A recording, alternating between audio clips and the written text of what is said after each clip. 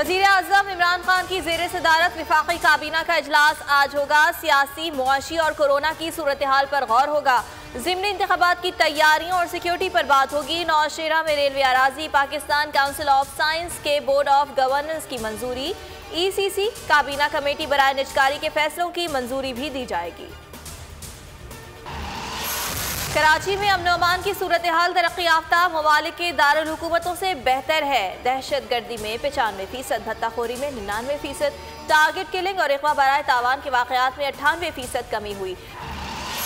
नाजायज़ हुकूमत को सहारा देने वाले मुल्क को नुकसान पहुँचा रहे हैं। नाजायज़ हुक्मरान को सहारा देना जुर्म है।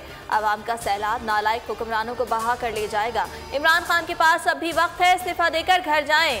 मौलाना फजल रहमान का मलकन रैली से खिताब, कहा फौज का एहतराम।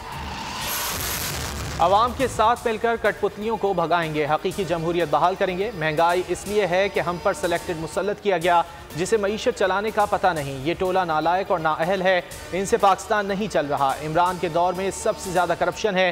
बिलावल भुट्टो का रैली से खिताब, कहा मालाकन के अवाम का एक ही नारा है, गो सेलेक्टेड गो।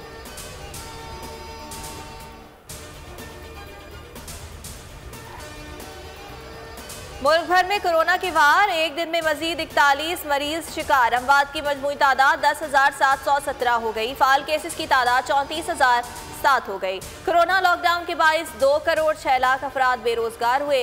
इदारा शुमारियात की रिपोर्ट, सर्दियों की छुट्टियों के बाद तालीमी इदारे 18 जनवरी से बाकायदा खुलेंगे।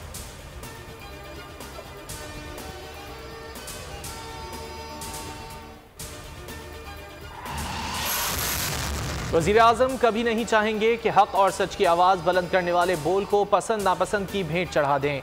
माब ने खुसूसी वज़ीर आला पंजाब फिरदौस आशिक आवान की बोल के प्रोग्राम बस बहुत हो गया में गुफ्तगू, वकला, सहाफ़ियों और सिविल सोसाइटी का चेयरमैन पैमरा को हटाने का मुतालबा। 26 रोज़ गुजर गए, आवाम को हुकूमती एक्शन का इंतजार। मुल्क भर में पैमरा दफातर के बाहर चेयरमैन के खिलाफ एहतजाज। लाहौर हाई कोर्ट में चेयरमैन पैमरा सनाती चैलेंज।